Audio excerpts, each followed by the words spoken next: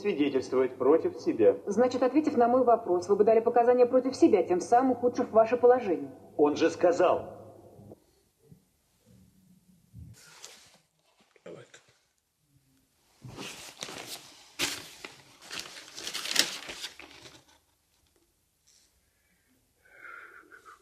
Ой.